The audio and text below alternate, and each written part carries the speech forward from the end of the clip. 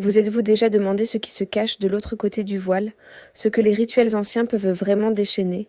Aujourd'hui, on plonge dans une histoire vraie et terrifiante qui s'est déroulée dans une petite ville tranquille du Massachusetts.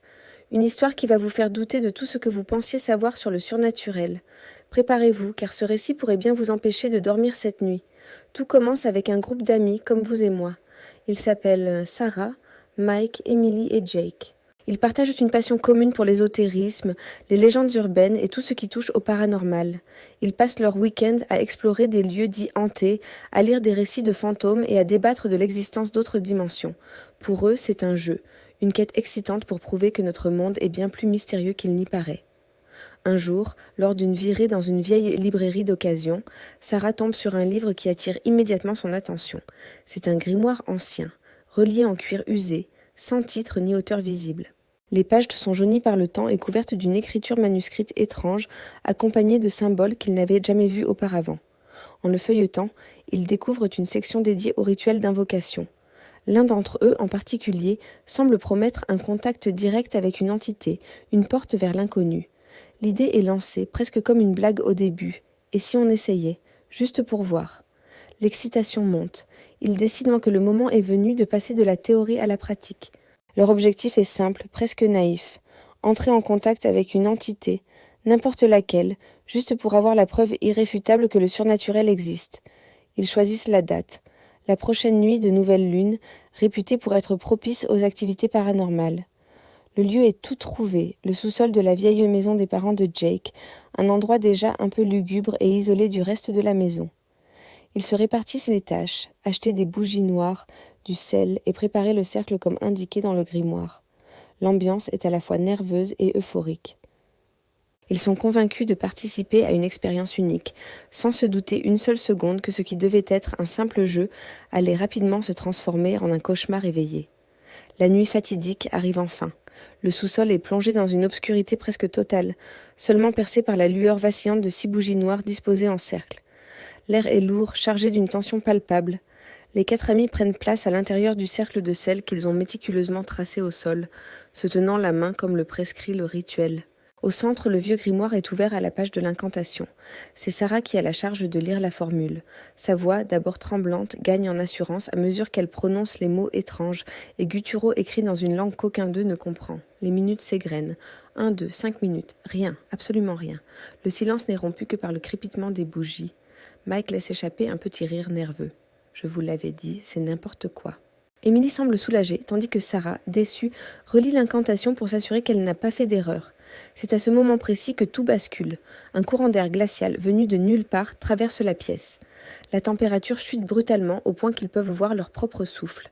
La flamme des bougies danse frénétiquement comme prise dans une tempête invisible. Puis l'une des bougies, celle juste en face de Jake, s'éteint d'un coup sec, plongeant une partie du cercle dans l'ombre. Un silence de mort s'installe. Ils sont tous pétrifiés, leur regard passant de la bougie éteinte au visage de leurs amis. La peur commence à s'insinuer, glaciale et implacable.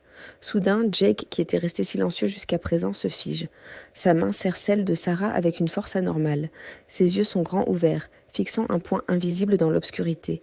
Son regard devient vide, vitreux, comme s'il regardait à travers eux, à travers les murs du sous-sol. Émilie murmure son nom. « Jake, ça va ?» Mais il ne répond pas. Puis ses lèvres s'entr'ouvrent et une voix en sort. Une voix qui n'est absolument pas la sienne.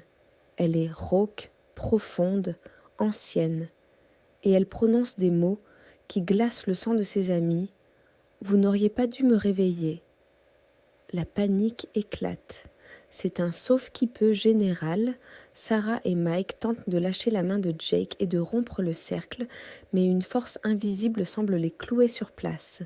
C'est comme être paralysé, retenu par des mains de glace. La peur se transforme en terreur pure. Au même moment, les meubles de la pièce se mettent à trembler violemment.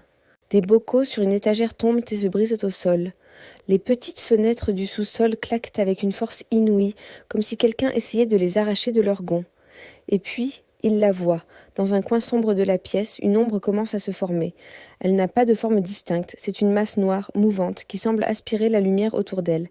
Elle grandit, s'étire vers le plafond, et ils ont l'impression, l'horrible certitude, qu'elle les observe. C'est une présence malveillante, une entité qui n'a rien de bienveillant. Leurs cris sont étouffés, comme si l'air lui-même refusait de porter le son de leur terreur. Dans un dernier effort désespéré, Mike, qui est le plus proche de l'interrupteur, réussit à se pencher et à allumer la lumière du sous-sol. L'ampoule nue grésille violemment, puis illumine la pièce d'une clarté crue. Au même instant, tout s'arrête. Le tremblement cesse, les fenêtres se taisent et l'ombre dans le coin s'évanouit comme si elle n'avait jamais existé.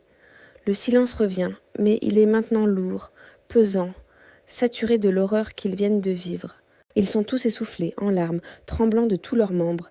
Ils se regardent, cherchant une explication logique, une rationalisation qui ne viendra jamais. Puis leur regard se tourne vers Jake. Il est toujours assis, mais il n'est plus figé. Il est juste silencieux. Ses yeux ont retrouvé leur couleur normale, mais son regard est vide, absent. Il fixe le sol, le visage sans expression, comme si une partie de lui était restée dans les ténèbres. Dans les jours et les semaines qui ont suivi cette nuit-là, les choses ne sont jamais revenues à la normale pour Jake. Leur amitié, autrefois si solide, s'est fissurée sous le poids de ce secret terrifiant. Les autres ont essayé de parler de ce qui s'est passé, de comprendre, mais Jake refusait catégoriquement. Chaque fois qu'ils abordèrent le sujet, il se fermait, devenait pâle et changeait de conversation. La seule chose qu'il a dite, une seule fois, d'une voix brisée, c'est « Nous avons ouvert une porte que nous n'aurions jamais dû toucher. » Mais le pire, c'est ce qui a commencé à se produire la nuit.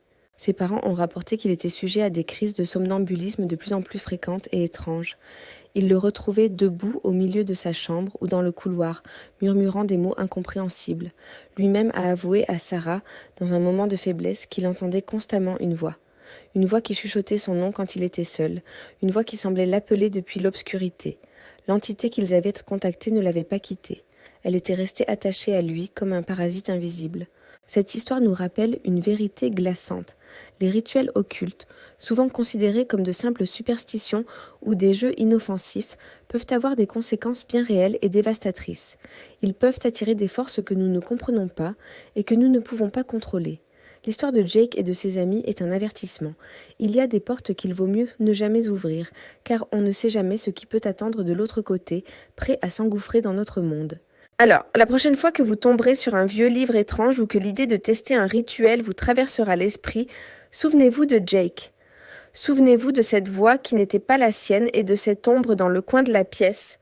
Parfois, l'ignorance n'est pas un défaut, mais une protection. Merci d'avoir écouté cette histoire jusqu'au bout. Si elle vous a plu, ou plutôt si elle vous a terrifié, n'hésitez pas à laisser un like et à vous abonner pour ne pas manquer nos prochaines explorations dans les recoins les plus sombres du paranormal. Partagez vos propres expériences ou vos pensées dans les commentaires, mais surtout, faites attention à vous et ne jouez pas avec ce que vous ne comprenez pas.